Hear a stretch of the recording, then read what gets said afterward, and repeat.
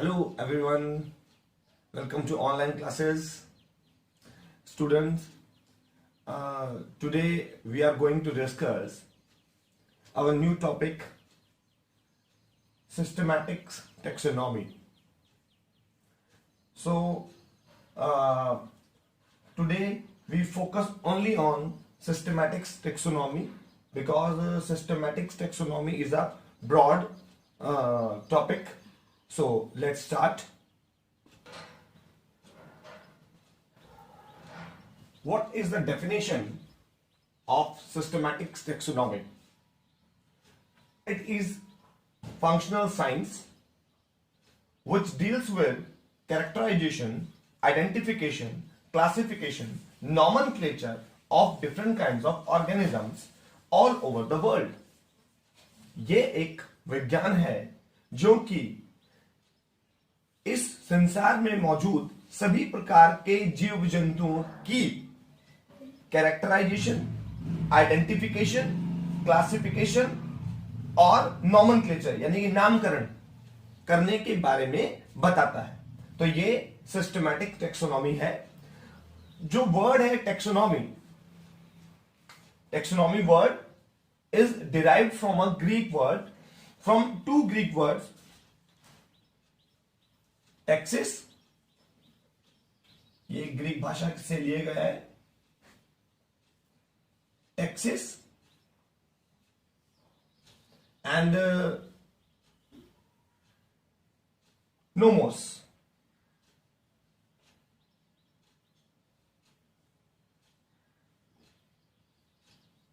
जो टैक्सिस और नोमोस जो है, ये जो ग्रीक भाषा के शब्द हैं, इनका जो मतलब होता है, ठीक, इसका मतलब है क्लासिफिकेशन,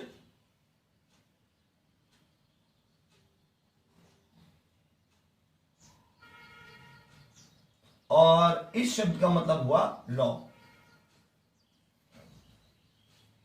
ठीक है.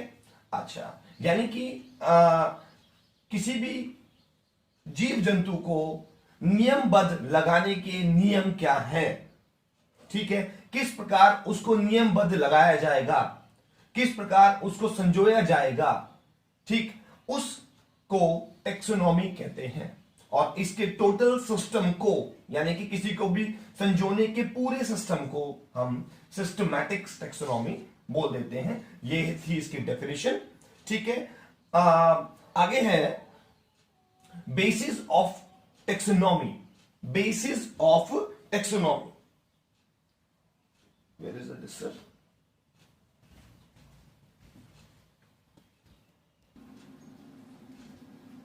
Here we discuss basis of taxonomy. यानी कि टेक्सोनॉमी के जो मुख्य आधार हैं वो कौन कौन से होते हैं. There are four types of basis of taxonomy. First one is characterization, second one is identification, third one is classification, fourth one is nomenclature. So there are four types of basis of taxonomy. एक बार और मैं आपको बताता चलूं कि taxonomy यानी कि इसकी जरूरत क्यों है. किसी भी ऑर्गेनिज्म को, अगर कोई भी ऑर्गेनिज्म जो है इस धरती पर मौजूद, उसको अगर सही प्रकार से उसके गुणों को ना पहचाना जाए, उसको सही प्रकार से आइडेंटिफाई ना किया जाए, उसको वो कौन से ग्रुप में आता है उसको वहां पर ना लगाया जाए, उसको नामकरण ना किया जाए, उसको नाम ना दिया जाए, तो उसके बारे में पढ़ पाना, उसके बारे में समझ पाना सारी दुनिया के लिए मुश्किल हो जाएगा. तो ये साइंस जो है टेक्सोनॉमी उस चीज में हेल्प करती है. तो इसलिए इसको पढ़ना जरूरी हो जाता है. तो there are four basis of taxonomy. First we are discuss features for characterization. We take characterization.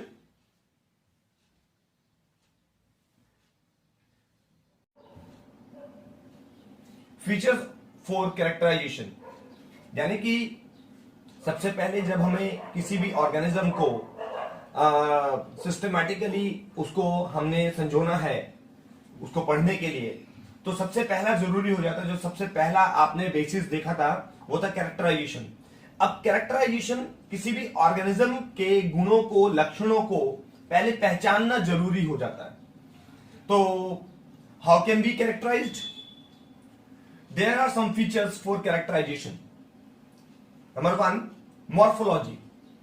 Morphology means external characters. पहले जानवर के या पौधे के, जिस भी ऑर्गेनिज्म की बात हो रही है, उसके पहले बाहरी कैरेक्टर्स को देखा जाता है। ठीक है। Second one, anatomy, internal structures, यानी अंदरूनी बनावट क्या है। साइटोलॉजी, सेल स्ट्रक्चर क्या है, किस तरीके के सेल से बना हुआ है। जैसे मैं आपको एग्जांपल दे दूं, अगर प्रोकैरियोट्स है तो एक हमने पहले एक ग्रुप बनाया हुआ है मोनेरा, तो उसको उस ग्रुप में रख दिया जाएगा। और अगर जो है, ठीक है, अगर बड़े सेल से बना हुआ है, यूकैरियोटिक सेल्स है, ठीक है, तो उसको फिर दूसरे ग्रुप्स में रखा जाता है। आपको पता ही है, फंगाई, प्लांट्स और एनिमल्स जिस ग्रुप में आते हैं, और प्रोटिस्टास, तो उसको फिर वहां रख दिया जाएगा। ठीक है। अच्छा, उसके बाद फिजियोलॉजी, उसके जीवन का प्रोसेस कैसा है, कैसा उसका जीवन है, किस तरीके से वो प्रोसेस क्या करता है लाइफ के अंदर, किस प्रकार से चीजों को लेता है, खाता है, पीता है। ठीक है, वो सब चीजें फिजियोलॉजी।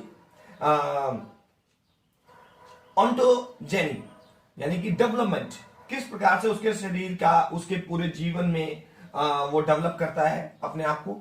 रिप्रोडक्शन, किस प्रकार से अपने बच्चों को जन्म देता है। जी, बिहेवियर, उसका क्या बर्ताव है। ठीक। और बायोकेमिस्ट्री, बायोकेमिस्ट्री यानी कि वो किस प्रकार से जो है आगे उसके शरीर के अंदर कौन कौन से प्रकार की केमिकल रिएक्शंस होती हैं। तो ये थे फीचर्स। तो अब आगे हम लोग नेक्स्ट चलते हैं आइडेंटिफिकेशन की डेफिनेशन पर। ठीक है,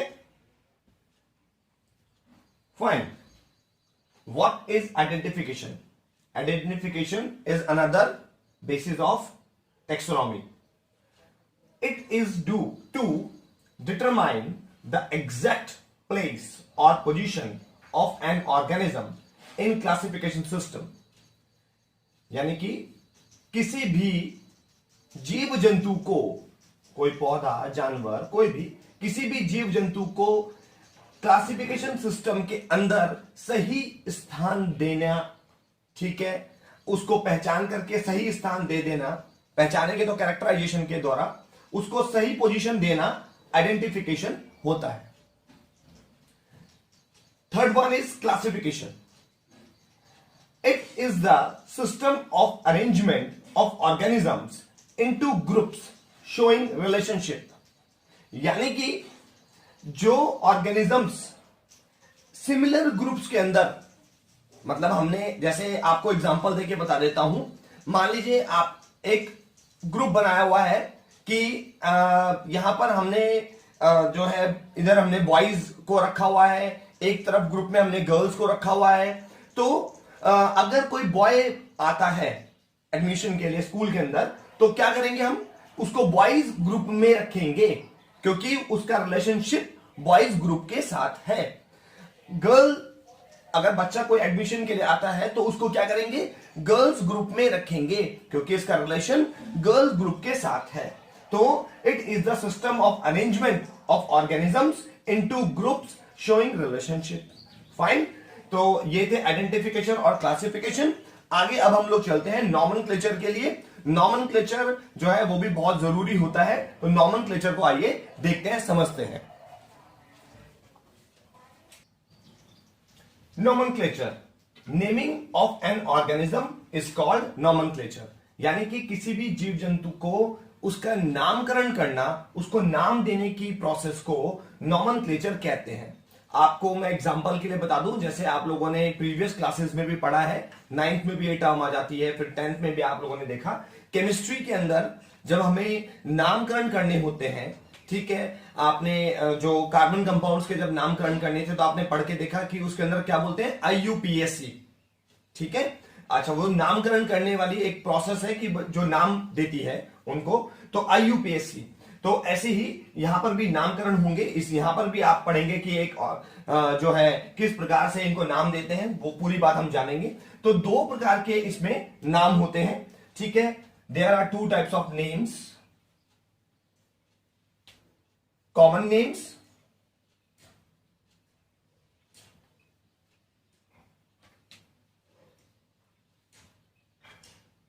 और second one is scientific name.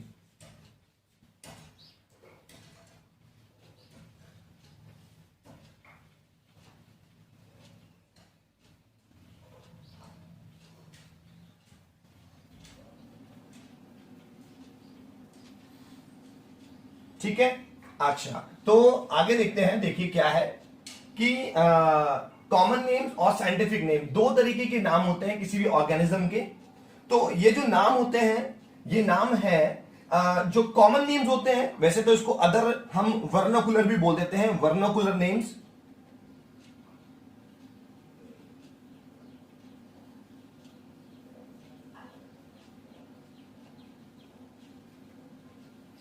जो वर्नाकुलर यानी कॉमन नेम्स, जो कॉमन नेम्स होते हैं, इसमें समझना पड़ेगा हमें कि ये लोकल लोगों द्वारा किसी ऑर्गेनिज्म को दिए जाते हैं। कोई ऑर्गेनिज्म जिस एरिया में पाया जाता है तो वहां के लोग उसको वो नाम दे देते हैं। ठीक है। जैसे आपको एग्जांपल के लिए बता दूं कि हम लोग जो है इंग्लिश में अगर बोले, अंग्रेजों के द्वारा दिया हुआ नाम अगर है तो शुगर केन। ठीक है। अच्छा, और अगर हम लोग यहां अपने यहां बोलते हैं तो गन्ना, और हरियाणा में कुछ और वर्ड उसको बोल देते हैं। ठीक है। अच्छा, तो अलग अलग नामों से उसको पहचाना जाता है, तो वो कॉमन नेम्स होते हैं। तो हर स्टेट में अलग अलग प्रकार के नाम हो सकते हैं। मैं आपको एक और एग्जांपल दे दूं, जैसे कि आप शक्कर वो खाते हैं ना, शकरकंदी, शकरकंदी। ठीक है। अच्छा, स्वीट पोटैटो, इंग्लिश में स्वीट पोटैटो, हिंदी में शकरकंदी। ठीक है। अच्छा, और अगर आप जो है और देशों में जाएंगे तो तमिल में उसको कंदमूल। ठीक। आप जो है क्या बोलते हैं, महाराष्ट्र में आएंगे तो रतालू, और आप बंगाल में जाएंगे तो उसको मीठा आलू। इस तरीके से अलग अलग नामों से जाना जाता है, जबकि है वो शकरकंदी।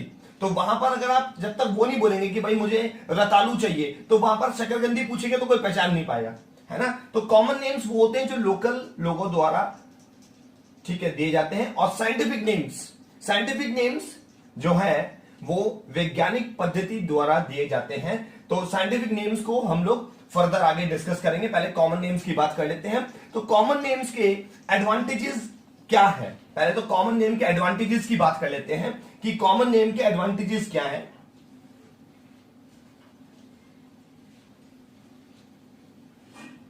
एडवांटेजेस क्या है कॉमन नेम के, ठीक है। तो इसके एडवांटेजेस हैं कि ये शॉर्ट होते हैं, नंबर वन, जैसे कि ये शॉर्ट होते हैं।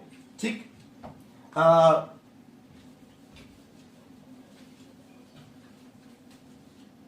शॉर्ट है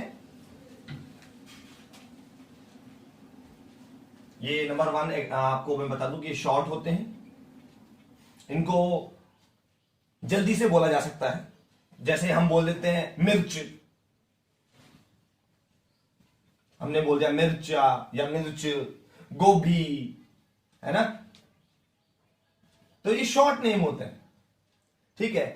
लर्न करना भी आसान होता है। ठीक है, शॉर्ट नेम, ये पहला एडवांटेज हो गया। दूसरा एडवांटेज क्या हो जाता है इनमें कि usually they represent a particular interesting character of organism. कई बार ये जो नाम होते हैं ये जो है इंटरेस्टिंग कैरेक्टर शो करते हैं, नाम के अंदर इंटरेस्टिंग कैरेक्टर छुपा होता है। जैसे कि हमारे यहां पर बोलते हैं चिड़िया, यानी चिड़िया। ठीक है, तो इसको चिड़िया क्यों बोलते हैं? ड्यू टू चिरपिंग, क्योंकि ये चिरपिंग करती है, इसलिए इसको चिड़िया बोल देते हैं। और जैसे कि दूधक, एक प्लांट को बोल देते हैं दूधक। ठीक है। अच्छा, तो इसको दूधक क्यों कह देते हैं? क्योंकि ये जो होता है ये एक मिल्की लेटेक्स प्रोड्यूस करता है।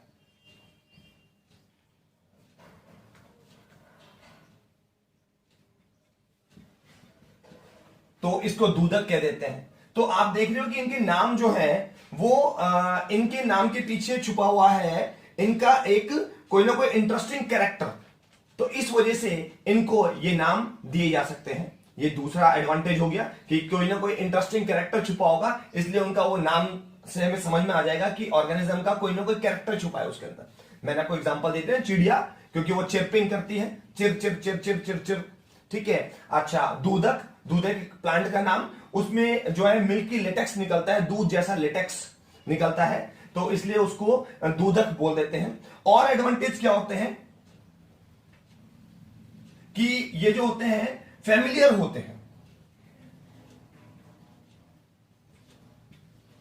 फैमिलियर नेम्स, ये जो नाम होते हैं फैमिलियर होते हैं, इनको हम बचपन से ही सुनते आ रहे होते हैं, ठीक है। ये नाम फैमिलियर है, तो इसलिए इनको हमने बड़े आसानी से हमें लोग पहचान जाते हैं, क्योंकि हमने बचपन से सुना है, तो ये हमारे लिए फैमिलियर है।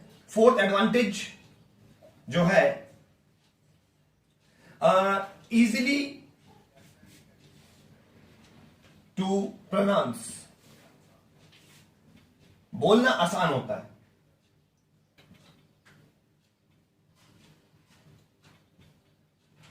ठीक है। अच्छा, जो इसका प्रोनाउंसिएशन होता है वो इजी होता है, बोलना इनको आसान होता है, और ये इसका फोर्थ एडवांटेज हो गया। उसके बाद आगे और जो दूसरे एडवांटेज हैं वो है, by common names natives are able to identify them easily, क्योंकि ये नेटिव होते हैं, नेटिव का मतलब होता है देसी, तो इनको आइडेंटिफाई करना क्या हो जाता है, क्योंकि ये नेटिव्स हैं, इसलिए इनको, इनके आइडेंटिफिकेशन क्या हो जाता है, इजी हो जाता है, इजी टू आइडेंटिफाई,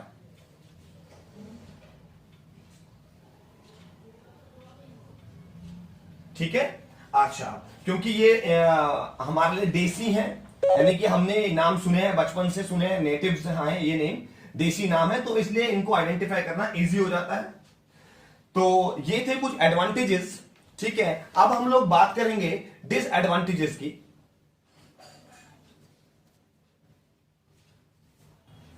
तो कुछ इनके डिसएडवांटेजेस भी होते हैं, इससे पहले हम लोग एडवांटेजेस की बात कर रहे थे।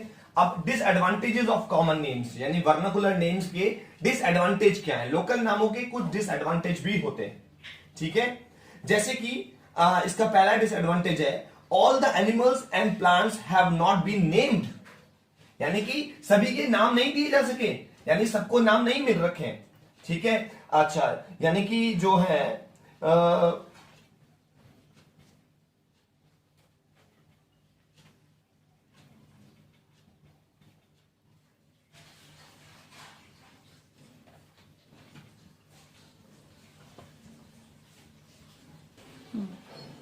तो all organisms have not been named, तो सभी ऑर्गेनिजम्स को नाम नहीं मिल रखे हैं, ये एक वो है। आप कितने सारे ऐसे पौधे हैं, कितने सारे ऐसे जानवर हैं जिनके नाम आप जानते ही नहीं होंगे, तो ये लोकल नाम का एक ड्रॉबैक भी होता है कि सभी को नामकरण सभी का नहीं हो रखा। कुछ जो जानते हैं तो उनका नाम पता है, अदरवाइज नाम नहीं पता है, ठीक है। Second, sometimes one animal or plant is given different names in other parts of the world, यानी कि कभी कभार ऐसा भी हो जाता है कि एक जानवर का नाम या एक प्लांट का नाम किसी दूसरे देश में कुछ और है, ठीक है। अच्छा, जैसे मैं आपको एग्जांपल दे देता हूं कि बर्ड, एक बर्ड होती है, बर्ड, देखिए क्या है बर्ड, बर्ड है गोरैया,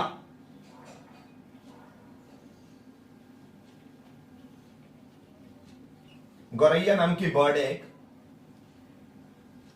अब इसका नाम इंडिया में तो गोरैया है, बट इसको हाउस स्पैरो बोलते हैं इंग्लैंड में,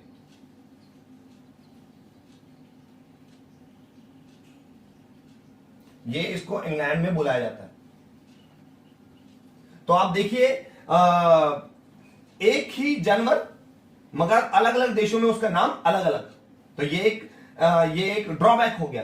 तो अगर आप इंग्लैंड चले जाएं और वहां जाकर के बोले कि दिस इज गोरैया, तो वो कैसे पहचानेंगे वहां के लोग, वो लोग तो पहचान ही नहीं पाएंगे उसको, तो वो तो उसको हाउस स्पैरो ही पहचान पाएंगे, कि जब तक आप हाउस स्पैरो नहीं बोलेंगे, ठीक है, तब तक वो लोग नहीं पहचान पाएंगे। अगर वो इंडिया में आ जाए और वो बोले हाउस स्पैरो, तो आप नहीं पहचान पाएंगे क्योंकि आप उसे गौरैया जानते हैं। ठीक है, तो ये दोनों जगहों के लिए या वर्ल्ड में और भी बहुत सारी जगहों में ये एक ड्रॉबैक हो जाता है।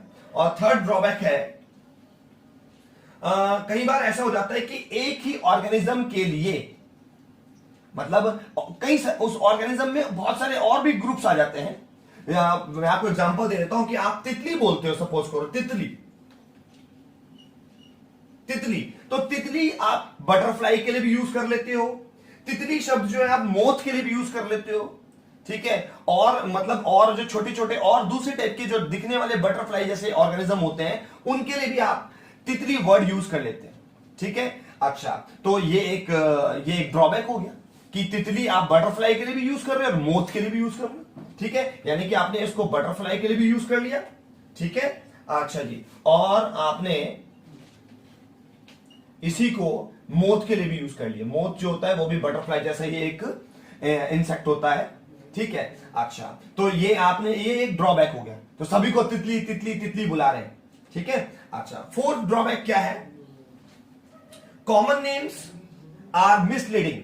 जो कॉमन नेम्स होते हैं वो मिसलीडिंग होते हैं। ठीक है, ये देखिए आप, कॉमन नेम कई बार मिसलीडिंग होते हैं, मतलब जो एक्चुअली में आप नाम बोलते हो वो है ही नहीं। ठीक है, जैसे मैं आपको एग्जांपल दे दूं कि जेलीफिश, स्टारफिश, ये सब फिश है ही नहीं। आपने अभी तक इनके बारे में पढ़ा होगा, सुना होगा नाम, जेलीफिश, स्टारफिश, एक्चुअली में ये फिश नहीं होती। तो कॉमन नेम कई बार मिसलीडिंग होते हैं। तो जिन देशों में ये जहां पर ये मिलती हैं, ठीक है, वहां के लोगों ने इसको जेलीफिश और स्टारफिश का नाम दे दिया। ठीक है, तो ये मिसलीडिंग होते हैं। Fifth disadvantage of common names, common names are not international. Common names जो होते हैं वो इंटरनेशनल नहीं होते, and have their uses in limited to limited area, और इनका इस्तेमाल भी लिमिटेड होता है और लिमिटेड एरिया में ही ये इस्तेमाल किए जाते हैं। इनका नाम भी लिमिटेड है, यूज इन लिमिटेड एरियाज। ठीक है, यानी कि इनको जो है एक छोटे से दायरे के अंदर ही इस्तेमाल किया जा सकता है, ये इंटरनेशनल नहीं होते। तो ये जो है आपका जो इनको ये इनका एक ड्रॉबैक हो गया कि इनको छोटे से एरिया के अंदर ही इस्तेमाल करते हैं। ठीक है, उसके बाद है अगला जो ड्रॉबैक है, sixth drawback, new common names can not be introduced and old common names can not be change easily. यानी कि नए नाम आसानी से इंट्रोड्यूस नहीं होते। न्यू कॉमन नेम्स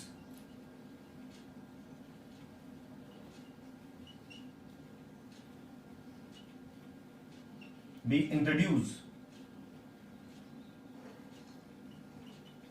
ठीक है, अच्छा, और जो ओल्ड नेम्स हैं उनको आसानी से नहीं हटाया जा सकता। ठीक है, क्योंकि वो लोगों के चलन में है, जबान पर है, तो उनको आप आसानी से नहीं हटा पाएंगे। और नए नाम इंट्रोड्यूस नहीं होते। हो सकता है गलत ही क्यों ना हो, जैसे मैंने आपको बताया कि जेलीफिश, स्टारफिश, गलत ही बोल रहे हैं, तो गलत ही सही, मगर वो ही बोलते रहते हैं लोग। ठीक है, और नया नाम आता नहीं और पुराना नाम जाता नहीं। ठीक है, तो ये थे अभी डिसएडवांटेजेस ऑफ कॉमन नेम्स। ठीक है, तो जो है we ended video here. New topics will be discussed in the next video. Keep watching and keep learning. Thank you very much.